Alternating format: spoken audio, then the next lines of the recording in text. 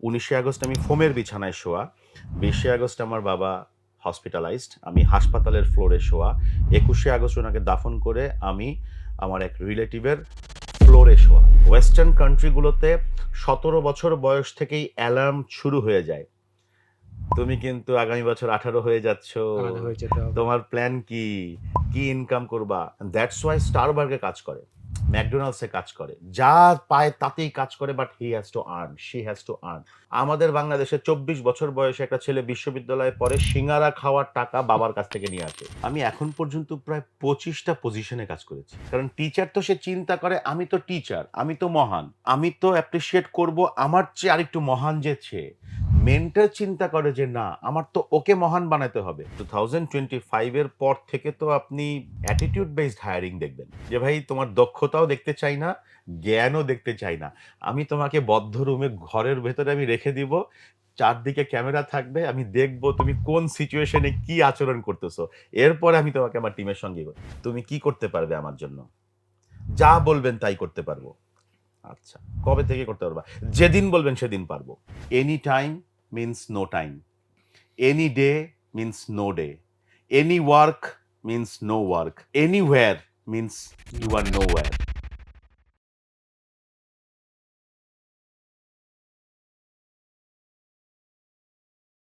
প্রিয় দর্শক, আসসালামু আলাইকুম। আজকের গল্পগ্রাফিতে আপনাদেরকে স্বাগতম জানাচ্ছি। আজকে আমাদের সাথে এমন একজন গেস্ট আছেন যিনি বাংলাদেশ ক্যারিয়ার ডেভেলপমেন্ট সেক্টরে একজন পাইওনিয়ার হিসেবে আমরা তাকে বলতে পারি। তিনি বাংলাদেশ স্কিল ডেভেলপমেন্ট ইনস্টিটিউটের নির্বাহী পরিচালক হিসেবে আছেন, গ্লোবাল এন্টারপ্রেনারশিপ নেটওয়ার্ক বাংলাদেশের ম্যানেজিং ডিরেক্টর হিসেবে কাজ করছেন। প্রায় 24 বছরের অর্থাৎ 2 যুগের বেশি সময়ের তার ক্যারিয়ারে উনি 300+ প্রতিষ্ঠানের সাথে কাজ করেছেন এবং নিজের হাতে তৈরি করেছেন 30টির বেশি সফল প্রতিষ্ঠান। সো আজকে আপনাদের সাথে পরিচয় করিয়ে দিচ্ছি আমাদের special guest KM Hasan Ripon. ভাইয়া, আসসালামু আলাইকুম। ওয়ালাইকুম আসসালাম। ভাইয়া, কেমন আছেন? আলহামদুলিল্লাহ ভালো। আপনার সাথে অফ এয়ারে কথা হচ্ছিল যে আপনি ড্যাফোডিল ইউনিভার্সিটিতে আছেন। সেখানে আপনি আপনার নিজের ডেজিগনেশনকে একটু টুইকিং করে নিয়েছেন। সেটা সম্পর্কে যদি আপনি নিজে একটু বলতেন। আম কখনো নিজেকে চিন্তা করিনি যে আমি একজন টিচার হব বা হব। বাট আমার কাছে মনে হয়েছে যে আমি যে জ্ঞান বা দক্ষতা অর্জন করেছি সেটা যদি আমি বিলিয়ে না দেই, তাহলে এটা আমার জন্য এক ধরনের অপরাধ হবে। তো সেই প্রেক্ষিতেই আসলে আমি দীর্ঘদিন ধরে এই লার্নিং অ্যান্ড ডেভেলপমেন্টের সঙ্গে যুক্ত এবং তরুণদের সাথে কাজ করি। আমার এখানে একটা স্বার্থও আছে। কারণ আমার কাছে মনে হয় যে আমি যদি সবসময় এভারগ্রিন থাকতে চাই, তাহলে আমাকে তরুণদের সঙ্গে থাকতে হবে। বিকজ তরুণরা নতুন, নতুন জিনিস আমাকে দেয়। সো সেই প্রেক্ষিতেই আসলে ড্যাফোডিল ইন্টারন্যাশনাল ইউনিভার্সিটিতে থেকে যখন একটা সুযোগ আসে আ স্টুডেন্টদের জব রেডিনেসটা বৃদ্ধি করবার জন্য, তখন আমি বলি যে আ I don't want any other designation. আমি চাই আমাকে সবাই এমপ্লয়াবিলিটি মেন্টর হিসেবে ট্রিট করুক। আমি তাদের মেন্টর হতে চাই। আমি যখন ক্লাসরুমে যাব সবাই যেন আমার লার্নিং পার্টনার হয়। তো এই লার্নিং পার্টনার মানে মেন্টর হিসেবে তাদের বন্ধু হয়ে যাওয়ার জন্যই আসলে আমি বলি আমি ড্যাফোডিল ইন্টারন্যাশনাল ইউনিভার্সিটিতে এমপ্লয়াবিলিটি মেন্টর হিসেবে কাজ করি। সো আপনার এই টার্মটার ইমপ্যাক্টটা কিভাবে পড়ছে? মানে অ্যাজ ইউজুয়াল একজন টিচার হিসেবেই দেখছেন নাকি রিয়েল মেন্টর হিসেবে আপনি স্টুডেন্টদের সাথে কাজ করতে পারছেন? এখনকার টিচিং স্টাইল সম্পূর্ণ পরিবর্তন হয়েছে এবং এটা হতেই হবে। ওকে। কারণ এখন যারা আসছে তারা বাই বর্ন তারা আর্টিফিশিয়াল ইন্টেলিজেন্স, তারা টেকনোলজি, তারা স্মার্টফোন এই ডিভাইসগুলোর মাধ্যমে তারা কিন্তু ডেফিনিটলি স্মার্টার দেন আস। আমাদের চেয়ে তারা অনেক স্মার্ট। সেক্ষেত্রে আমি সাদা-কালো টেলিভিশনের আমলের মানুষ। আমি যদি তাদেরকে গিয়ে বলি, যে, "আমি তোমাদের শিক্ষক, আমি তোমাদের শেখাবো", এক ধরনের ডিফারেন্স, একটা গ্যাপ তৈরি হবে। এই এমপ্লয়াবিলিটি মেন্টর বা মেন্টরশিপটা যখন আমি অনুধাবন করে আমি যখন ক্লাসে এটা বলার চেষ্টা করলাম যে, "look, don't treat me as your teacher", যে আমি একজন টিচার আসছে, তোমাদেরকে এই দাঁড়াতে হবে। Not that. লেট চলো একসঙ্গে বন্ধু হই। এইটা হওয়াতে কি হয়, একজন ছাত্র বা ছাত্রী তার মনের কথাটা বলতে পারে। সে খুলে বলে তার প্রবলেমটা এবং এখনকার লার্নিং স্টাইলটা হয়ে গেছে এরকম হ্যান্ডস অন। আপনি দেখবেন, আপনি শুনবেন, আপনি নিজে হাতে করবেন, ভুল হবে, আবার সেটাকে রিপিট করবেন। এই হচ্ছে আপনার টিচিং আ মেথোডোলজি হয়ে গেছে এখন এটা। তো সেই জায়গায় you can't be a teacher anymore. You have to be friend and smartly আমরা বলি বি আ মেন্টর। মানে অনেক বেশি প্র্যাকটিক্যাল আসলে সবকিছু। মারাত্মক practical, because it's a both way learning. আপনার অভিজ্ঞতা আর এখনকার স্টুডেন্টদের রিয়েল ওয়ার্ল্ডের সঙ্গে ধাক্কা খাওয়া, দুটাকে মিলতে হবে। তো ওর ধাক্কা, আমার অভিজ্ঞতা, দুটো যখন একসঙ্গে মেলে তখন কিন্তু ট্রু সেন্সে আপনার লার্নিংটা ডেভেলপ হয়। কিন্তু আমি যদি মনে করি যে না আমিই সব বলে যাব, ওরা শুধু শুনবে, ওয়ান ওয়ে কমিউনিকেশন দিয়ে সার্টিফিকেট হবে, 4 আউট অফ 4 হবে, বাট এমপ্লয়েবল হবে না। আমি একটু আপনার নিজের একটা গল্প শুনতে চাচ্ছি। আমার জানা মতো এখন ড্যাফোডিলে সম্ভবত ১ম বাংলাদেশে এন্টারপ্রেনিউরশিপ এর উপর আলাদা ব্যাচেলর আ কোর্স চালু করেছে যেটা। তো আপনাদের সময়টা কেমন ছিল আসলে? আপনারা যখন মানে নিজেদেরকে গড়েছেন বা নিজেরা যেভাবে এসেছেন, লাইক আজকে থেকে ৩০ বছর আগে তো ডেফিনিটলি আপনার মতো একজন মেন্টর যদি আপনি পেতেন, তখন তো আপনার ওই প্রেক্ষাপটে আপনার জন্য অনেক ইজি হয়ে যেত বিষয়গুলো। পেয়েছি। ওকে? আমি এটার সঙ্গে সম্পূর্ণ দ্বিমত। আচ্ছা। আমি খুঁজেছি, আমি পেয়েছি। আমার লাইফে আমি যদি মেন্টর না পেতাম, আমি তো এই পর্যন্ত আসতে পারতাম না। পৃথিবীর শুরুর দিন থেকে মানুষ মেন্টর পেয়েছে। আমরা এখন মেন্টরশিপটাকে আরো বেশি গুরুত্ব দিচ্ছি। ওকে। কারণ যেহেতু বাংলাদেশের সম্পদ কি? বাংলাদেশের সম্পদ তো হিউম্যান রিসোর্স। সৌদি আরব তেল রপ্তানি করে। ওরা তেলটাকে রিফাইন করে আমাদেরকে পাঠায়, আমরা কিনে নেই। পৃথিবীতে এখন মানুষের সংখ্যা কমে যাচ্ছে বিভিন্ন দেশে। আমাদের মেইন রিসোর্স মানুষ আছে। আমাদেরকেও মানুষকে রিফাইন করলে আমরা কিন্তু এই মানুষগুলোকে কি করতে পারবো? আমরা বাইরে তাদেরকে মানে একদম নগ্ন ভাষায় বলি রপ্তানি করতে হ্যাঁ। পারবো। অ্যান্ড দেন এই মানুষগুলো যখন বাংলাদেশের পতাকা নিয়ে বিভিন্ন দেশে যাবে, তখন কিন্তু আল্টিমেটলি ইকোনমিক ডেভেলপমেন্ট সবকিছুই হবে। তো আপনার যে প্রশ্নটা ছিল, আমিও আমার লাইফে যখন যেখানে খুঁজেছি আমি সেখানে পেয়েছি। আমাদের সময় মানুষ খুঁজতো কম। কারণ আমাদের সময় মানে কম্পিটিশনটাও একটু অন্যরকম ছিল। স্পিড একটু কম ছিল। এখন যেটা হয়েছে, স্পিড বেড়েছে। প্রতিদিন কোম্পানি তৈরি হচ্ছে। প্রতিদিন হাজার মানুষ। আমাদের সময় তো এত প্রাইভেট ইউনিভার্সিটিও ছিল হুম, না। হুম। এখন তো প্রায় ১৩০ এর উপরে পাবলিক প্রাইভেট ইউনিভার্সিটি। সো ওখানে তো আমাদের সময় তো কম, হাতে গোনা কিছু ইউনিভার্সিটি ছিল। ছাত্রছাত্রী পাসও করত কম এসএসসি, এইচএসসি। তো কম্পিটিশন কম। ওই মানে প্রফেশনাল গ্রুমিং এর প্রয়োজনটাও ছিল কম। নলেজ বেস হায়ার হতো আমাদের সময়। নলেজ বেস হায়ার হতো। এখন কি হায়ার হচ্ছে? এখন হায়ার হচ্ছে স্কিল বেসড। সো আমার যখন নলেজ বেস হায়ারিং এর যখন আমার প্রয়োজন হতো, আমার মেন্টর খুঁজতে হতো এবং তার সাথে আমার গল্প করতে হতো। পার্কে গল্প করতে হতো। তার অফিসে গিয়ে চা খেয়ে গল্প করতে হতো। তিনি আমাকে নলেজ দিতেন। সেই নলেজ আমি ইন্টারভিউ বোর্ডে দিতাম। আমার জব হতো। এখন হয়েছে স্কিল বেসড হায়ারিং। আরো ডেঞ্জারাস বিষয়, ধরেন 2025 এর পর থেকে তো আপনি অ্যাটিটিউড বেসড হায়ারিং দেখবেন। যে ভাই তোমার দক্ষতাও দেখতে চাই না, জ্ঞানও দেখতে চাই না। আমি তোমাকে বদ্ধ রুমে ঘরের ভেতরে আমি রেখে দিব। চারদিকে ক্যামেরা থাকবে। আমি দেখব তুমি কোন সিচুয়েশন এ কি আচরণ করতেছো।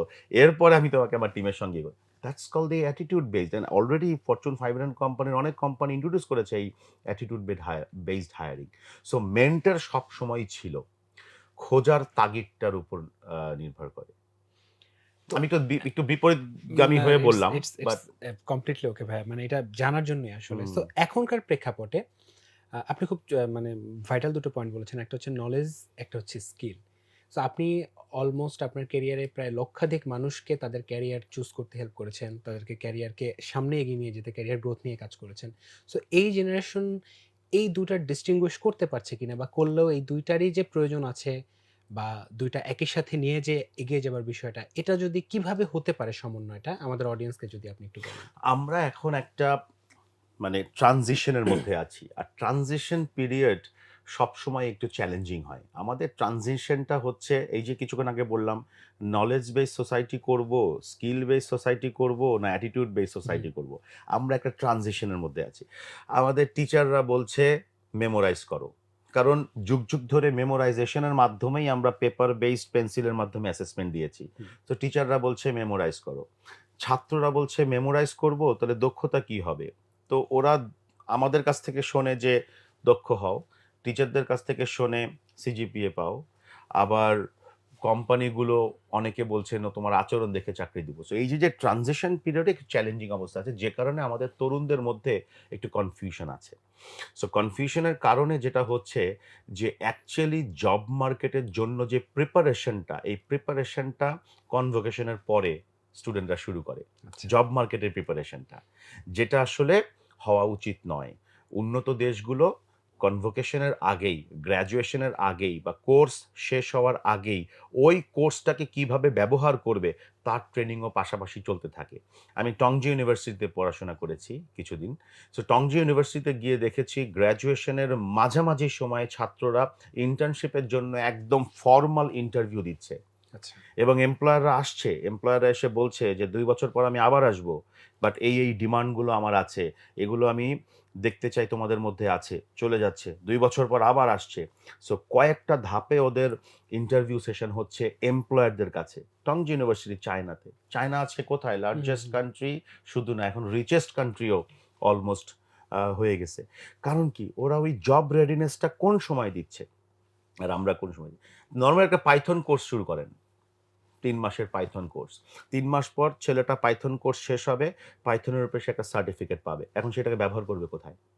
ইনস্টিটিউশন গুলো ওই ব্যবহারিক জায়গাটা বলে যে, "তুমি তোমার নিজের দায়িত্বে দেখে নাও।" বাট আমাদের দেশে তো মানুষ বেশি। আমাদের অন্য দেশের সঙ্গে দেখলে তো চলবে না। আমাদের দেশে মানুষ বেশি। আমাদেরকে ওই ব্যবহারিক দিকটাও শেখাতে হবে। যে শুধু পাইথন কোর্স করালে হবে না। ওকে সঙ্গে একটা প্রজেক্টও করান এবং কাজ পাওয়ার উপায়গুলো ওকে বলে দেন। সো দ্যাট যখন সে সার্টিফিকেট পাবে তখন যেন সে ওই ব্যবহারিক বিষয়টাও সে জানতে পারে। এই জায়গাটাতে গ্যাপের কারণে আমাদের তরুণরা আমি মনে করি কনফিউজড আর একটু আমি বলব যে রিলাক্টেন্ট। ভেরি, ভেরি রিলাক্টেন্ট, উদাসীন।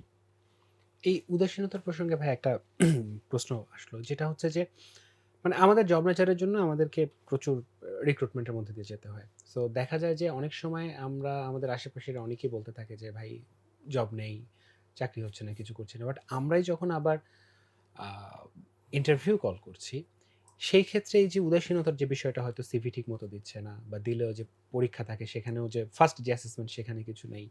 যেদিন যে টাইমে আসার কথা উল্টো আমরা ফোন দিচ্ছি, "ভাই কোথায়?" সে হয়তো বলতেছে, "আসছি।" সো এই যে পুরো বিষয়টা, আপনি তো মানে আপনার দীর্ঘদিনের অভিজ্ঞতা নিয়ে এরকম বহুত কেস হ্যান্ডেল করেছেন। চাইলে এরকম অনেক কেস স্টাডিও দিতে পারেন। তো এটা কি আসলে মানে কোনো একটা মাইন্ডসেটের সমস্যা? নাকি আমাদের এডুকেশন সিস্টেমের মধ্যে কোনো একটা গ্যাপ চলে আসছে? নাকি নিজের প্রতি একটা কনফিডেন্স লেস এটার জন্য এরকম আসে? অথবা ওভার কনফিডেন্ট? এডুকেশন নিয়ে তো আমি কিছুক্ষণ আগেই হুম, বলেছি যে আমাদের এডুকেশন সিস্টেমে স্কিলটা ইনজেক্ট করা নাই। এডুকেশন সিস্টেমে নলেজটা পুরোপুরি এনগেজ করা আছে। স্কিলস আর অ্যাটিটিউড নাই। যেটাকে অনেক বছর আগে আপনার আস্ক মডেল বলতো। Attitude, skills, knowledge. Knowledge. ASK। So কে আছে? A আর S নাই। মিসিং বা হয়তো সামনে আসবে। আমাদের শিক্ষা মন্ত্রণালয় হয়তো এটা নিয়ে ভাবছেন। বাট আমার কাছে আরেকটা দিক আছে। সেটা হচ্ছে আমাদের প্যারেন্টিং। ওকে। আমাদের প্যারেন্টিং এর জায়গায় এটা একটা খুব মানে উইয়ার্ড একটা বিষয় আরকি। আমাদের ছেলেমেয়েরা ধাক্কা খাচ্ছে না। প্যারেন্টদের কাছ থেকেও ধাক্কা খাচ্ছে না। বলছে, "মাস্টার্স, BCS চেষ্টা করে যা। আমি তোর পেছনে আছি। হুম, তোর কিচ্ছু করার দরকার নেই। তুই শুধু মুখস্থ করে পড়ে যা।" ছেলেটার যখন হঠাৎ করে একদিন তার বাবা চলে যায়, হঠাৎ করে যখন একদিন তার মা চলে যায়, ওই ছেলেটা দিশেহারা হয়ে যায়। ধাক্কাটা যখন খায়। ওই ধাক্কাটা সামলানোর মতো প্র্যাকটিস তার হয়নি। কারণ তার বাবা-মা তাকে দেয়নি। আমাদের বাংলাদেশের বাবা-মারা কোনোদিন সন্তানকে ধাক্কা দেয় না। এক্ষেত্রে একটা পার্সোনাল অভিজ্ঞতা বলি, আই হোপ যে আপনার অডিয়েন্সরা মাইন্ড করবে না। আমার বাবা সবসময় আমাকে কোনো কিছু চাইলে তার বিনিময়ে কিছু একটা করতে হতো আমার। ফর এক্সাম্পল ক্রিকেট খেলতাম তো উনি বললেন যে আমি বললাম যে ক্রিকেট সেট লাগবে। বলছে, "ঠিক আছে এসএসসিতে ম্যাথে লেটার মার্ক নিয়ে আসো, ক্রিকেট সেট তোমার।" আমাকে এরকম করে উনার কাছ থেকে এবং আমি খুব কষ্ট পেতাম যে আমার বাবা এরকম কেন? সবার বাবা তো অন্যরকম। আমার বাবা এরকম কেন? বাট আমি যখন ১৭ বছর বয়স তখন হঠাৎ করে আমার বাবা একদিন আ চলে গেলেন। হঠাৎ করে চলে গেলেন। ২০শে আগস্ট উনি বুকে ব্যথা করলেন। ১৯শে আগস্ট আমি ফোমের বিছানায় শোয়া। ২০শে আগস্ট আমার বাবা হসপিটালাইজড। আমি হাসপাতালের ফ্লোরে শোয়া। ২১শে আগস্ট উনাকে দাফন করে আমি আমার এক রিলেটিভের ফ্লোরে শোয়া। এই যে ট্রান্সফরমেশন আমার। মাত্র ৩ দিনে মাত্র ৭২ ৩ ঘন্টার দিনে মধ্যে। ফোমের বিছানা, হাসপাতালের বেড অ্যান্ড দেন ফ্লোর। এখান থেকে I realized যে what a life! বাট তখন আমি রিয়ালাইজ করেছি যে no, আমার বাবা যে কাজটা করতেন, ওই যে ধাক্কাগুলি উনি দিতেন, যে চাইলেই পেয়েছি, বিষয়টা উনি এরকম যেহেতু করতেন না, আমার মধ্যে একটা সহনশীলতা, রেজিলিয়েন্স, যেটা এখন সবচেয়ে গুরুত্বপূর্ণ স্কিলস, রেজিলিয়েন্ট মানে যত ঝামেলাই আপনার হোক আপনি মোকাবেলা করার সক্ষমতা রাখেন, that is call the resilience. ওইটা আমাদের ছেলে মেয়েদের মধ্যে আমাদের বর্তমান প্যারেন্টসরা দিচ্ছে না। এটা যে কত বড় ভয়ঙ্কর হচ্ছে, ওয়েস্টার্ন কান্ট্রিগুলোতে ১৭ বছর বয়স থেকেই অ্যালার্ম শুরু হয়ে যায়, তুমি কিন্তু আগামী বছর 18 হয়ে যাচ্ছ, আলাদা হয়ে যেতে হবে। তোমার প্ল্যান কি, কি ইনকাম করবা, মাথার মধ্যে ঢুকিয়ে দেয়। দ্যাটস ওয়াই স্টারবার্গে কাজ করে, ম্যাকডোনাল্ডসে কাজ করে, যা পায় তাতেই কাজ করে, but he has to earn, she has to earn. আমাদের বাংলাদেশে ২৪ বছর বয়সে একটা ছেলে বিশ্ববিদ্যালয়ে পড়ে, সিঙ্গারা খাওয়ার টাকা বাবার কাছ থেকে নিয়ে আসে। So what you can expect? একটু কঠিন হয়ে গেল কথাগুলো, হয়তো অনেকে মাইন্ডও করতে পারেন, but reality is like that. আমাদেরকে প্রস্তুতিটা শুধুমাত্র নিচ থেকে না, আশপাশ থেকেও আসতে হবে, বিশেষ করে বাসা থেকে আমাদের এই প্রেশারটা কিছুটা লাগবে বাবা মার কাছ থেকেও। এক্ষেত্রে ভাইয়া যখন আপনারা কাউকে মেন্টরিং করেন বা গ্রুমিং করেন, তো এই এই চ্যালেঞ্জগুলোকে সামনে রেখে বা এটার সলিউশনগুলো আপনারা কিভাবে দেওয়ার চেষ্টা করেন? আমরা যখন মেন্টরিং করি তখন আমরা প্রথমেই যেটা করি যে তাকে সত্যি কথা আহ, বাক্য দিয়ে তাকে গোসল করিয়ে দেই না। বাক্য মানে হচ্ছে একের পর এক তাকে আমি লেকচার দিয়ে তাকে, তখন মনে মনে সে বলে যেগুলি তো সব জানি আমি, হুম, হুম। বরং তাকে আমি রিয়ালাইজ করাই অ্যাক্টিভিটি দিয়ে। ফর এক্সাম্পল, ধরেন আমি যদি আপনাকে বলি যে শোনো, আগামী এক সপ্তাহের মধ্যে তোমাকে এনিহাও 50 টাকা আর্ন করে উই হ্যাভ টু সেলিব্রেট, আমরা আনন্দ করব এবং তোমাকে 10টা সিঙ্গারা তোমার নিজের টাকায় কিনতে হবে। এখন 10টা সিঙ্গারার দাম হয়তো 50 টাকা, বাট ওকে নিজের ইনকাম করে বোর্ড করতে হবে এবং তার সঙ্গে কিছু কন্ডিশন থাকে। তুমি এমন কোনো কাজ করবা না যেটা তুমি মানুষকে বলতে পারবা না। তোমাকে তোমার গায়ের যে সামর্থ্য আছে সেটা দিয়ে তোমাকে আর্ন করতে হবে। ওকে ওই হ্যাবিটের মধ্যে নিয়ে আসা। ওকে বলে দেওয়া, ওর পোটেনশিয়াল জায়গাগুলো ধরিয়ে দেওয়া। ওকে নেগেটিভ না বলা। ওকে যদি বলেন যে তুমি তো কথা খুব সুন্দর করে বলো। তোমার আই কনট্যাক্টও খুব সুন্দর। দেখো তুমি যেভাবে করে আমার সঙ্গে হাত মেলালে, এটা তো খুব মানুষ চায় অ্যাপ্রিসিয়েশন চাই। অ্যাপ্রিসিয়েশন। আপনি যখন একজন মেন্টর হয়ে, এবং এটা একমাত্র মেন্টরই পারে। কোনো টিচার অ্যাপ্রিশিয়েট করতে পারে না। কারণ টিচার তো সে চিন্তা করে আমি তো টিচার, আমি তো মহান। তা আমি তো অ্যাপ্রিশিয়েট করব আমার চেয়ে আরেকটু মহান যে সে। মেন্টর চিন্তা করে যে না, আমার তো ওকে মহান বানাতে হবে। অতএব ওকে মহান বানানোর জন্য ওকে এখন থেকেই আমার অ্যাপ্রিসিয়েশন শুরু না করলে আমি মেন্টর হিসেবে মহান হতে পারবো না। That's the slight difference between that. So আমরা মেন্টরিং এর সময় প্রচুর পরিমাণে এই অ্যাপ্রিসিয়েশন, রিয়ালাইজেশন, অ্যাসেসমেন্ট, হ্যাঁ, অ্যান্ড প্র্যাকটিক্যালি নেটওয়ার্কিং এর জায়গাগুলো ওদেরকে তৈরি করে দেবার চেষ্টা করি। So that's how we actually develop. ভাইয়া ১ম এ যেটা বলছিলাম যে আপনার কিন্তু নিজের হাতে তৈরি করা সফল প্রতিষ্ঠানের সংখ্যা 30+। সো আপনার অ্যাজ অ্যান এন্টারপ্রেনিউর আপনার কিন্তু দীর্ঘদিনের অভিজ্ঞতা এবং সেখানে অনেক সফলতার কাহিনী আছে। আমি নিশ্চিত অনেক ব্যর্থতার কাহিনীও আছে।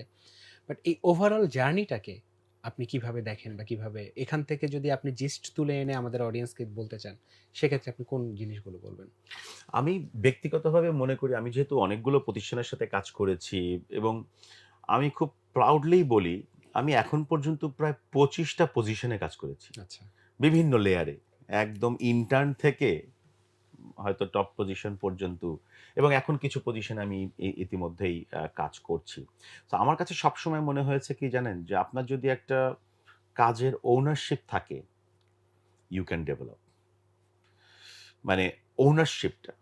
আপনি যদি মনে করেন যে আমরা অনেক সময় বলি না, একটা জিনিস আপনারা কখনো খেয়াল করেছেন কিনা? আমি কখনোই নিজেকে বলি না যে আজকে মারাত্মক বিজি, মারাত্মক টায়ার্ড। আমি এটা কখনো বলি না এবং এটা আমাকে শিখিয়েছেন আমার একজন মেন্টর।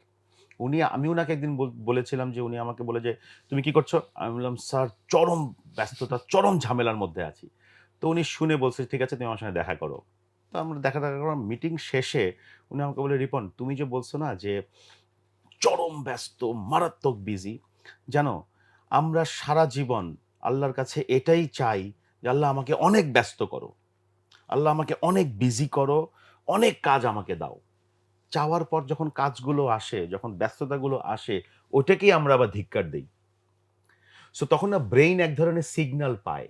সিগন্যাল পায় মানে কি যে ও যে সকাল ৮ঃ০০ থেকে বিকেল ৫ঃ০০ পর্যন্ত যে খাটনিটা খাটলো এটা আসলে ওর মানে ইসে থেকে আসেনি। কোনো মানে ভেতর থেকে কোনো আনন্দ আসেনি, বরং এটা একটা স্ট্রেস। তখন ব্রেন না আপনার এটাকে স্ট্রেস হিসেবে ধরে নেয়। তখন আপনি প্রেশার ফিল করেন, ব্লাড সুগার হাই হয়ে যায়। আর আপনি যদি মনে করেন যে না আলহামদুলিল্লাহ আমি আজকে কতগুলি অর্জন করলাম। কত ব্যস্ততার মধ্যে আমি আমার দিন পার তার মানে এটা একটা আমার অর্জন। সো এই এটাকে আমি বলছি ওনারশিপ। সো আপনি যখন ওনারশিপ নেবেন তখন না আপনার ভেতরে কৌশল চলে আসবে। মানে স্ট্র্যাটেজি। হুম, হুম। আমি যে অর্গানাইজেশনগুলোতে কাজ করেছি এখানে অনেক ইউথ লেড অর্গানাইজেশন ছিল, অনেক নন প্রফিট অর্গানাইজেশন ছিল, অনেক ক্লাব বেসড অর্গানাইজেশন ছিল। আমি প্রচুর ক্লাবিং করতাম নেটওয়ার্কিং বাড়ানোর জন্য। ওই ওনারশিপ নিয়ে করার ফলে কি হয়েছে আমি কৌশল বের করতে পেরেছি। আর আমি নিজেকে খুব প্রাউডলি বলি যে I am a very good business strategist. আপনি যদি আমাকে বলেন যে আসেন আমরা একসঙ্গে কাজ করি, মেবি আমি হয়তো ২-৩ দিন সময় নিব। বাট ওই ২-৩ দিনের মধ্যে না আমি পুরো বিজনেসটার ভেতরে ঢুকে আমি কিন্তু এখান থেকে কৌশল বের করার চেষ্টা করব এবং একটা বিজনেস যেটা চায় রেভিনিউ, যেটা আমাদের উদ্যোক্তারা অনেক সময় হুম, হুম। ভুল করে ফেলে। রেভিনিউ, রেভিনিউ ফোকাস যখন আপনি হবেন, এই রেভিনিউ অনেকভাবেই আসতে পারে। টাকা দিয়েও আসতে পারে, টাকা সমপরিমাণ ভ্যালু দিয়েও আসতে পারে। সো আপনি যখন রেভিনিউ ফোকাসড হবেন, রেপুটেশন ফোকাসড হবেন, রিচ ফোকাসড হবেন, ৩ টা আর বললাম। যখন আপনি 3 আর নিয়ে কাজ করবেন, রিচ, রেপুটেশন, রেভিনিউ, তখন দেখবেন আপনার কাছে প্রচুর পরিমাণে এইজন্য আমি আমার একটা ব্লগও আছে এবং আমি আমার কয়েকটা বইতেও লিখেছি যে, "think and plan like a king." রাজত্ব নাই, বাট প্ল্যান করতে তো সেটাই। সমস্যা নাই। রাজার মতো। প্ল্যানের মাধ্যমেই রাজত্ব আসলে একদিন চলে আসবে। চলে আসবে। আচ্ছা। সো ভাইয়া যেটা জানতে চাচ্ছিলাম যে এই বিষয়ে মানে দীর্ঘ entrepreneurship জার্নির যে মাঝখানে, সো এখান থেকে যেমন এখন বাংলাদেশে যেটা হচ্ছে যে অনেক স্টার্টআপ হচ্ছে, আবার অনেক স্টার্টআপ ফেইলও করছে। আমরা দেখতে পাচ্ছি যে অনেকে আসলে স্টার্টআপ শুরুই করে কাইন্ড অফ ফান্ড রেইজ এর জন্য। হুম, যেটা হয়তো অনেক সময় অন্যকে ভুল মেসেজ দেয়। কেউ হয়তো মানে কম্প্রিহেন্সিভ গ্রোথ এর পিছনে ছুটছে। প্রফিটেবিলিটির কথা চিন্তা করছে না। যেহেতু আমি ফান্ড পাচ্ছি বছরের পর বছর করে যাই। একটা পর্যায়ে গিয়ে আবার মুখ থুবড়ে পড়ে যেটা হয়তো টোটাল মার্কেটটাকে এলোমেলো করে দেয়। এই বিষয়টাকে আপনি কিভাবে দেখেন? বা আসল একটা স্টার্টআপ বা একটা আম এন্টারপ্রেনিউরশিপ কিভাবে আসলে হওয়া উচিত? VUCA ওয়ার্ল্ড এর নাম তো আপনি শুনেছেন। VUCA, জি। হার্ভার্ড ইউনিভার্সিটির এক প্রফেসর ইন্ট্রোডিউস করেছিলেন। আমরা সেই VUCA ওয়ার্ল্ড উনি যদিও 80s এ উনি এটা ইন্ট্রোডিউস করেছিলেন। বাট অ্যাকচুয়ালি রিয়াল সেন্স এ আমরা এখন VUCA ওয়ার্ল্ড এ আছি। যেখানে প্রচুর পরিমাণে অস্থিরতা আছে, অস্পষ্টতা আছে, অনিশ্চয়তা আছে, জটিলতা আছে। আমাদের স্টার্টআপ সিস্টেমটাও কাইন্ড অফ এই জটিলতা, অস্পষ্টতা, অস্থিরতার মধ্যে চলে আসছে। বাইজুস বা পেটিএম হুম, হুম। কোথার কোম্পানি কোথায় পড়ে যায়। এক ধরনের প্রতিযোগিতা যে আমাকে টাকা দিয়ে আমার কোম্পানি পরিমাপ হচ্ছে। ভ্যালুস দিয়ে না। ভ্যালুয়েশন। ভ্যালুয়েশন কে কত ফান্ড রেইজ করতে পেরেছে, বাট ভ্যালুয়েশন দিয়ে না। কার কত কোয়ালিটি প্রোডাক্ট, কার কত কোয়ালিটি সার্ভিস এইটা ইম্পোর্টেন্ট না, মুখ্য না। আর যেহেতু সবাই মিলে প্রযুক্তি ব্যবহার করছে, আমার এখানেও প্রযুক্তি নিয়ে আসতে হবে। যার কারণে যখন এক্স কোম্পানি নাম করে ফেলে, এক্স এর মতো বা এক্স এর চেয়ে একটু এদিক-ওদিক খাটিয়ে হাজারো প্রতিষ্ঠান লাইন ধরে আপনার চলে আসে।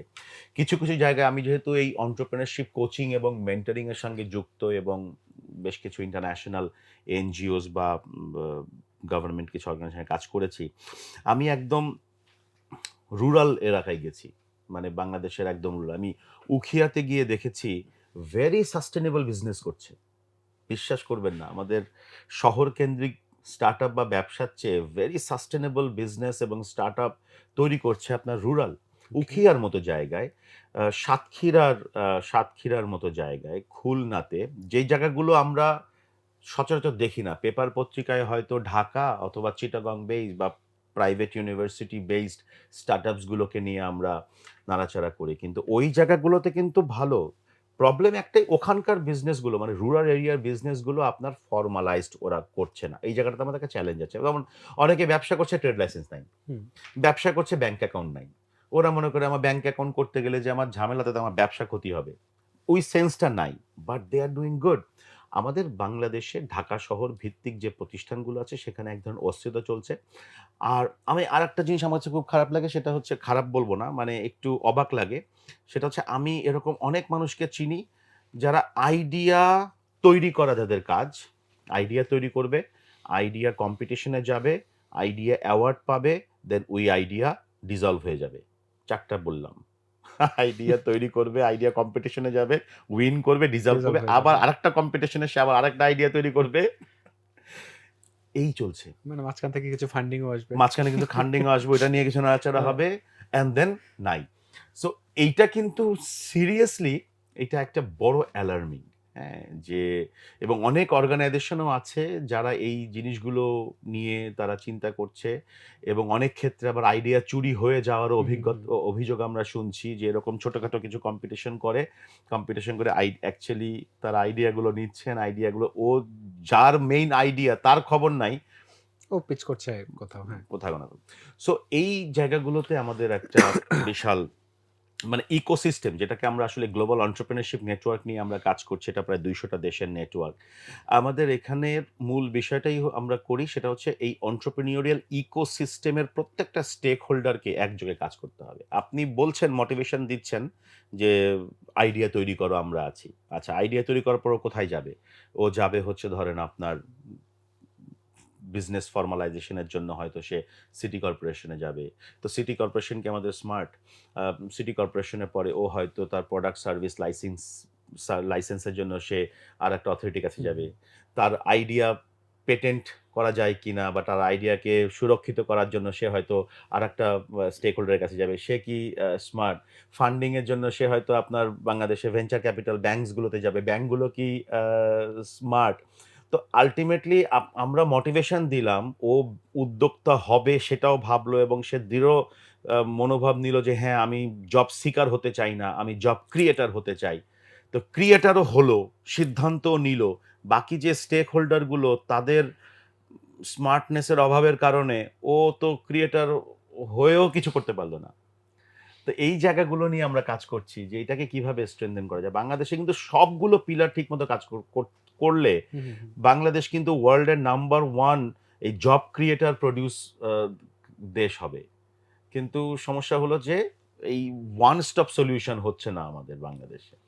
ভাই এই সবগুলো পিলার আসলে একসাথে মানে কাজ করার ক্ষেত্রে কি ভূমিকা রাখা যেতে পারে আপনার দিক থেকে? বা এগুলো কি হলে আসলে সিস্টেমটা করবে বলে আপনার মনে হয় রান আমি করবে? আমি আমি আ আমি এক্সাক্টলি জানি না আসলে এটা আমাদের মানে সম্ভবত যারা টপ পলিসি মেকারস আছেন তারা হয়তো এটা খুঁজে বের করবেন। বাট আমার কাছে মনে হয় যে নতুন করে তো বানানোর কিছু নাই হুম, হুম, বাংলাদেশে। হুম। সবই আছে।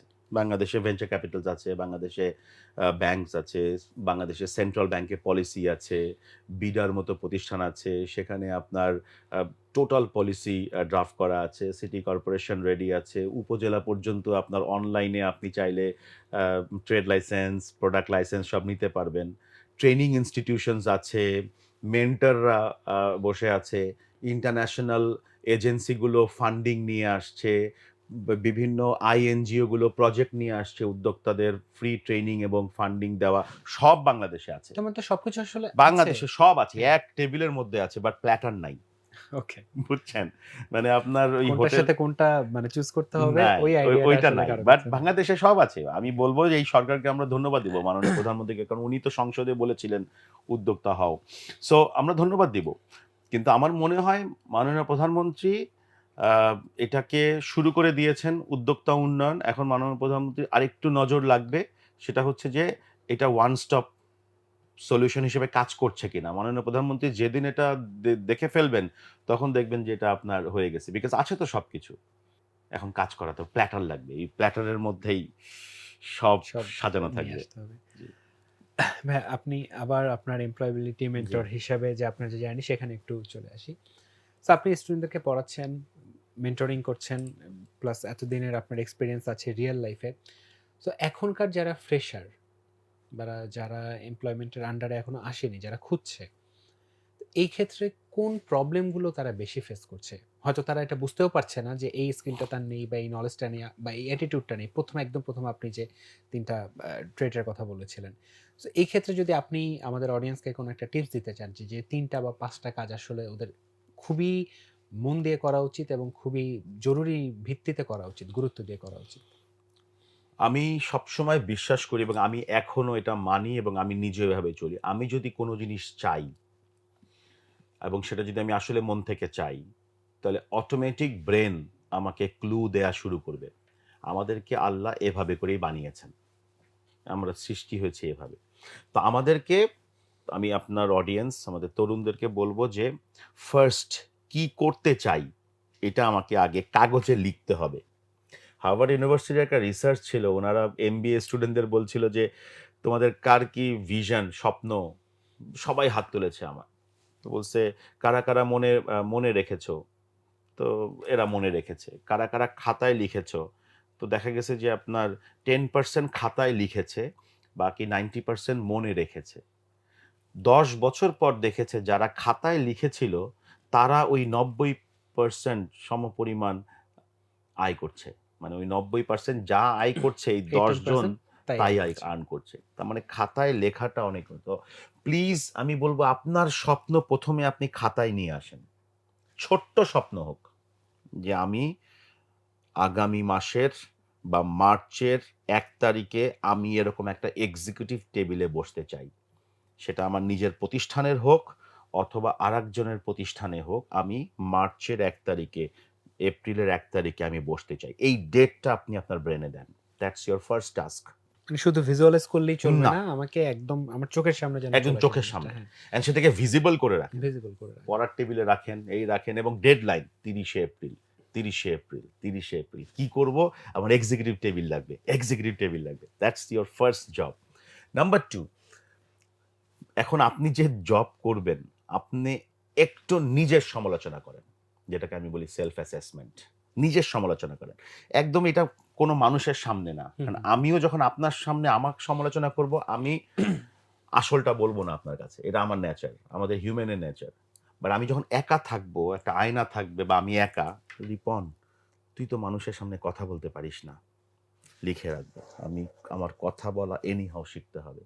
আমি কম্পিউটারের এট লিস্ট আমার মাইক্রোসফট এক্সেল জানতে হবে। আমি ছোট জিনিস হুম, বলছি হুম, আরকি। এইটাকে আমি বলছি সেলফ অ্যাসেসমেন্ট। ৩ নাম্বার, সিরিয়াসলি আমার বাংলাদেশের ছেলেমেয়েদের কমার্শিয়াল অ্যাওয়ারনেস নাই। রকমারিতে এসেই আমি ১ম এ জেনেছি রকমারি গ্রুপের কি আছে বলেন। Because I need that. আমি হয়তো এটা আমার ক্লাসে গিয়ে রকমারিকে আমি প্রেজেন্ট করব। যে দেখো রকমারি গ্রুপের এত জিনিস আছে। এই যে কোম্পানি রিসার্চ, এটা নাই। যদি থাকতো তাহলে তারা দেখতো বাংলাদেশের প্রত্যেকটা ছোট বড় কোম্পানিতে ক্যারিয়ার নামে একটা ট্যাগলাইন থাকে। যেখানে আপনি মিনিমাম ২ টা ইমেইল অ্যাড্রেস পাবেন। ওই ২ টা ইমেইল অ্যাড্রেসটা নিয়ে আপনি কিন্তু ইজিলি ইমেইল করতে পারেন। কিন্তু ওই পর্যন্ত যাবে না কেউ। বিকজ এই কোম্পানির ওয়েবসাইটেই ঢোকে নেই। সো আমি এটাকে 3rd এ বলি কোম্পানি রিসার্চ। ওকে। 4th এ আমি বলি যে জব, জেডি বলি না, আপনারা যেটা হুম, বলেন জব জব ডেসক্রিপশন। ডেসক্রিপশন। জি। জব ডেসক্রিপশন যদি কেউ ৫ টা জব ডেসক্রিপশন, যদি সে ধরেন সে ব্যাংকে চাকরি করবে অথবা সে এমএনসিতে চাকরি করবে, সে যদি ৫ টা জব ডেসক্রিপশনকে যদি সে ইন্টারনেট থেকে নামিয়ে যদি সে রিসার্চ করে, সে জেনে যাবে তার কি লাগবে, কি দক্ষতা তার লাগবে। জেডি রিসার্চ নাই, জব ডেসক্রিপশন। এটা হচ্ছে আমার ৪ number. ৫ number, very important, personal branding. Okay. Personal branding এ যদি কারো শাইনেস থাকে, তাকে সাফার করতে হবে। আজকে কেএম হাসান রিপনের আপনি গুগলে সার্চ করেন, কেএম হাসান রিপনের আপনি ভিডিও পাবেন ফেসবুকে, লিঙ্কডইনে, ইউটিউবে, ইনস্টাগ্রামে, টুইটারে। বাট আমি কিন্তু নাচানাচি করছি না। হুম, হুম। আমি আমার নলেজ শেয়ার করছি থ্রু ভিডিও। আমি আমার নলেজ শেয়ার করছি থ্রু ব্লগ। আমি আমার আ কার সাথে আমি নেটওয়ার্কিং করছি, আমি আপনার সাথে আজকে কথা বলছি। I will take a photo and upload it in my Facebook, upload it in my LinkedIn. Google কি করবে? যখন ইন্টারভিউয়ারের সামনে যান, ইন্টারভিউয়ার সিভি থেকে আপনার নাম দিয়ে ওখানে একজন বসে আছে। সে আস্তে করে তার ল্যাপটপে নাম সার্চ করে দেখে গুগল কি বলে আপনার সম্বন্ধে। যদি দেখে গুগল আপনার সম্বন্ধে অনেক কিছু বলতেছে, ওখানে গিয়ে সে ক্লিক করে দেখি তো ফেসবুকে কি বলে উনার সম্বন্ধে। দেখা গেল ফেসবুকে আপনি গার্বেজ ভরায় রাখছেন। যত সব নেগেটিভ কনটেন্ট যেগুলো আপনি আপনার বাবা-মাকে দেখাতে পারবেন না, সেই কনটেন্টও আপনার প্রোফাইলে। লিঙ্কডইনে আপনি কিছুই দেননি, ব্ল্যাংক। লিঙ্কডইনে শুধু আপনার একটা প্রোফাইল আছে আর কিচ্ছু নাই। না কনটেন্ট কিচ্ছু নাই। So where is your personal branding? আগে আমরা টিউশনি করব এটার জন্য জাতীয় দৈনিকে আমাদেরকে ৳৫০০ না ৳১,০০০ দিয়ে আমরা ছোট্ট এতটুক হুম। ১ কলাম আমরা ১ তখন কলাম ১ বিজ্ঞাপনের ইঞ্চি জন্য আলাদা আলাদা পেজ পেজ টাইপ থাকতো। থাকতো। হ্যাঁ। এখন বিজ্ঞাপন কি করতে হয়? Facebook আমার বিজ্ঞাপন, LinkedIn আমার বিজ্ঞাপন, Twitter আমার বিজ্ঞাপন, Instagram আমার বিজ্ঞাপন। জাস্ট পার্সোনালিটিটাকে একটু পজিটিভ করে আপনি পার্সোনাল ব্র্যান্ডিং করেন। এবং অনেক বই আছে, আপনাদের রকমারিতে অনেক বই আছে, YouTube এ অনেক ভিডিও আছে। পার্সোনাল ব্র্যান্ডিং যেদিন থেকে করা শুরু করবেন, আমি গ্যারান্টি দিচ্ছি আপনার নাম্বারও দিয়ে দিয়েন। 3 মান্থস এর মধ্যে যদি পজিটিভ পার্সোনাল ব্র্যান্ডিং করে যদি সে কোনো ফল না পায়, I will change my name. On the record আমি বলছি এটা। সো এই ৫ টা জিনিস যে আমি বললাম, এটা যদি কেউ করে, তার জব রেডিনেস থেমে থাকবে না। সে শুধু একের পর এক অফার পাবে। বিকজ বাংলাদেশে আই বিলিভ কাজের অভাব নাই, চাকরির অভাব আছে।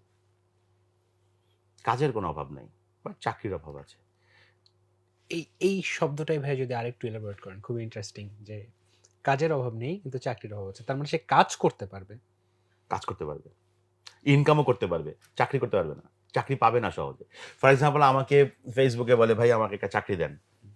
তো এই প্রশ্নটা শুনলে নরমালি ১০০ জনের মধ্যে ৯০ জন এটাতে কোনো উত্তর দিবে না। ১০ জন একটু কিউরিয়াস হবে। আমি যেহেতু জ্ঞান দেই বেশি, অতএব আমি ওকে জিজ্ঞেস করি, "আচ্ছা, তুমি কি করতে পারবে আমার জন্য?" "যা বলবেন তাই করতে পারবো।" "আচ্ছা, কবে থেকে করতে পারবা?" "যেদিন বলবেন সেদিন পারবো।" তো আমি আমার স্টুডেন্টদের সবসময় বলি, যারা আমাকে দেখছেন বা যদি কেউ আমার কানেক্টেড থাকেন তারা জানবেন। আমি বলি, "any time means no time. Any day means no day. Any work means no work. Anywhere means you are nowhere. Nowhere." আর এই ৪ টা জিনিসই আমাদের ছেলেমেয়েরা বেশি ব্যবহার করে। স্যার যা কাজ দিবেন তাই করতে পারবো। সব পারবো। সব পারবো। হ্যাঁ। তার মানে আপনি কিছুই পারবেন না। সো বাট আপনি যদি আজকে বলেন যে, "স্যার বা ভাইয়া বা বস, রিসেন্টলি আমি ফটোশপ শিখেছি বা রিসেন্টলি আমি পাওয়ার পয়েন্ট শিখেছি। আমার কি আপনার এখানে কাজ করার কোনো সুযোগ হতে পারে?" পৃথিবীতে ১০০ টা কোম্পানিকে আপনি যদি LinkedIn এর মাধ্যমে হোক বা Facebook এর মাধ্যমে হোক, যেভাবে হোক, যার সঙ্গে দেখা, তারা যদি এই কথাটা বলা শুরু করেন যে, "I know PowerPoint. Is there any opportunity for me? I know PowerPoint. Is there any opportunity for me?" বিশ্বাস করেন আপনি ২ জনের কাছ থেকে হইলেও বলবে যে, "কি বলতো পাওয়ার পয়েন্টে ভালো মতো পারবা তো না?" জি, আমি নিজে সাক্ষী এটার। আমি একটা জায়গায় মানে কোনো একটা প্রতিষ্ঠানে সেই সময় আমি Microsoft, MS Word, Excel শিখেছি। শেখার পর আমি আমার মামাকে গিয়েই বলছি, "আমি Excel পারি।" আর আমার মামার কষ্ট করে তার অফিসের পিয়ন পাঠায়া ফোন ফ্যাক্সের দোকান থেকে আপনার ওই কাগজ, করে নিয়ে আসতে আমার হ্যাঁ। মামা আমাকে ইনস্ট্যান্ট কাজ দিয়ে দিলেন। Excel. So that's how that's why আমি বলি যে ভাই বাংলাদেশে কাজের অভাব নাই, চাকরির অভাব আছে। ভাই এটার সাথে যে এই যে সফট স্কিল গুলো সম্পর্কে আমাদের যে একটা মানে এটার গুরুত্ব কি আমরা বুঝতে পারছি না, এটা কি একটা কারণ? মারাত্মক, মারাত্মক। কারণ কি মানে সফট স্কিলস তো আপনাকে অবজার্ভ করে আপনাকে বোঝা যায়। সফট হুম। স্কিলস কিন্তু মেজারেবল স্কিলস না। আমরা ২ ধরনের স্কিলস আছে। একটা পরিমাপযোগ্য দক্ষতা, আরেকটা নন প নন মানে অপরিমাপযোগ্য দক্ষতা। সো পরিমাপযোগ্য দক্ষতা মানে হচ্ছে আমি পাওয়ার পয়েন্ট পারি।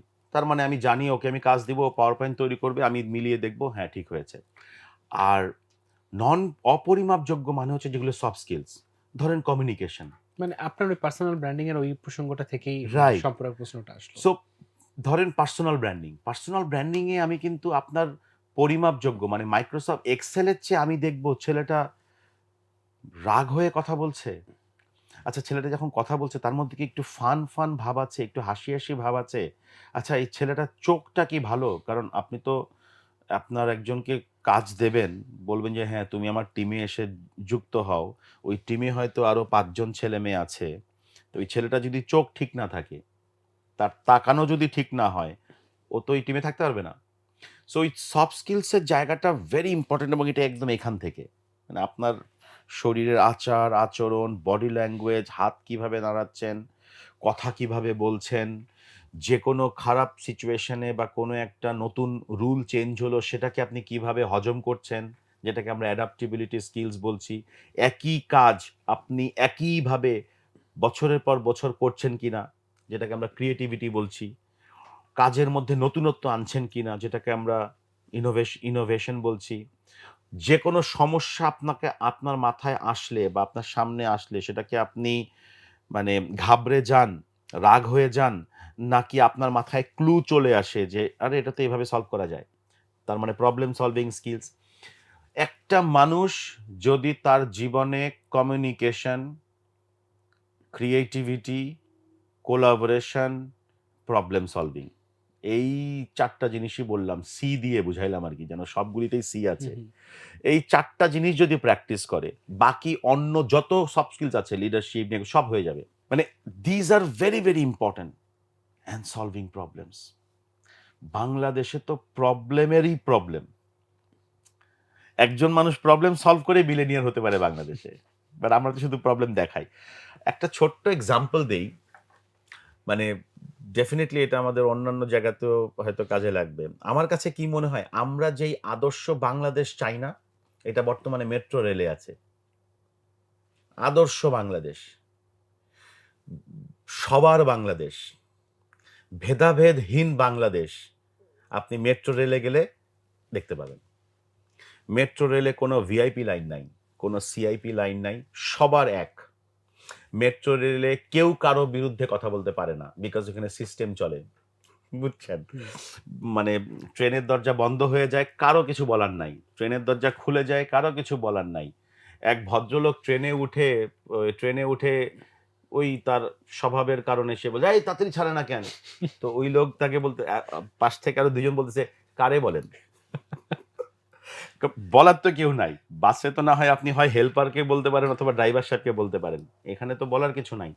সো আমার মনে হয় আমরা যদি সিস্টেমটা ঠিক করতে পারি আমাদের বাংলাদেশে, মানুষকে ম্যানেজ না করে যদি আমাদের বাংলাদেশের বর্তমান সরকার যদি সিস্টেমটা জোর দেয়, যেরকম জোর দিয়েছে উনারা মেট্রো রেলে, যদি সিস্টেমটা জোর দেয় বাংলাদেশে, তাহলে সব চেঞ্জ হবে। সিস্টেম চেঞ্জ তো মানুষও চেঞ্জ। আমাদের সিস্টেমটাতে আমাদের কাজ করতে হবে সব জায়গা থেকে। কারণ আমাদের তরুণরা মাশাআল্লাহ এত ক্রিয়েটিভ। আমি তো অনেক দেশে গিয়েছি। Very creative, very innovative. ধাক্কা লাগে। এটাই হচ্ছে আনফরচুনেট। একটু ধাক্কা লাগে মানে সুইচ লাগে পুশটা আরকি। দরকার। পুশটা দরকার। একটা পুশ দেন। ভাইয়া আপনাকে অসংখ্য ধন্যবাদ। আপনার সাথে কথা বলাটা আসলে এক ধরনের ওয়ার্কশপের মতো। সো মানে খুবই এনজয় করছি। বাট আমাদের সময়ের যেহেতু একটা জি। লিমিটেশন আছে, আমাদেরকে শেষ করতে হবে। সর্বশেষ আপনাকে একটা জিনিস আপনার কাছে জানতে চাই। আপনি ডেফিনিটলি অনেক জায়গাতে ইন্টারভিউ দেন, অনেক মানুষের সাথে কথা বলেন, অনেকের কাছ থেকে প্রশ্ন নেন। সো এরকম একটা যদি হয় যে এই একটা প্রশ্ন আপনি চান মানুষ আপনাকে করুক, কিন্তু করে না, বা আপনি যদি নিজে পছন্দ করতেন যে এরকম একটা প্রশ্ন যেটার উত্তর আপনি নিজে থেকে দিতে চান। I love questions কারণ আমার কাছে সবচেয়ে গুরুত্বপূর্ণ যেটা মনে হয় সেটা হচ্ছে আসলে আ প্রশ্ন করাটা ভেরি ইম্পোর্টেন্ট। বাট আমাকে যদি কেউ বলে যে আসলে নিজেকে পরিবর্তন করার জন্য আমার কি করতে হবে এখন থেকে? তাহলে আমি একটা স্লোগান যেটা করোনার সময় ব্যবহার করেছি প্রচুর। সেটা হচ্ছে কারিগরি দক্ষতা, বেকারত্বের ভ্যাকসিন। আপনি যদি কারিগরিভাবে দক্ষ হতে পারেন, আর সেই দক্ষতা নিয়ে যদি আপনি নিজের হাতে কাজ করতে পারেন, অন্যের উপরে নির্ভরশীল না হয়ে, তাহলে আপনার বেকারত্ব স্বেচ্ছায় থাকতে পারে। বাট বেকারত্ব কখনো আপনার কাছে আসবে না। সো আমি ব্যক্তিগতভাবে মনে করি, কেউ যদি আমাকে কোনোদিন একটাই প্রশ্ন করে যে, আমার এখন এই মুহূর্তে কি করা উচিত? আমি তাকে একটাই বলি যে, "আপনি কি টিকা নিয়েছেন? কারিগরি শিক্ষার টিকা নিয়েছেন? এইটা নিলে আপনার আর কিছু করা লাগবে না।" খুব চমৎকার একটা টার্ম বলেছেন কিন্তু ভাইয়া। থ্যাংক ইউ সো মাচ ভাইয়া। আপনি আপনার অনেক ব্যস্ত, অনেক ইনভলভমেন্ট আপনার। তারপরও যে আপনি আজকে আমাদের মাঝে এসেছেন এজন্য আপনাকে অসংখ্য থ্যাংক ইউ, ধন্যবাদ। Thank you. সুপ্রিয় দর্শক মণ্ডলী, আমাদের আজকের পর্ব আমরা এখানেই শেষ করছি। আশা করি এই এপিসোড থেকে আপনারা ডেফিনিটলি অনেক, অনেক কিছু লার্ন করতে পারবেন। সো আমি আপনাদেরকে অনুরোধ করব, আহ্বান জানাবো, এখান থেকে আমাদের টাইম স্প্যান তো থাকবেই, বাট স্টিল যতটুকু সম্ভব আপনারা এখান থেকে লার্নিং অপরচুনিটি নিতে পারেন। কারণ আজকে কিন্তু আমরা কথা বলেছি বাংলাদেশের একজন অন্যতম পায়োনিয়ারের সাথে, যিনি এন্টারপ্রেনারশিপ এবং এমপ্লয়মেন্ট নিয়ে কাজ করছেন দীর্ঘ ২ যুগের বেশি সময় ধরে। আজকের পর্ব এখানে শেষ করছি। আপনারা সবাই ভালো থাকবেন, আমাদের জন্য দোয়া করবেন। খুব শীঘ্রই আবার আসবো ইনশাআল্লাহ গল্পগ্রাফির নতুন এপিসোড নিয়ে। আসসালামু আলাইকুম।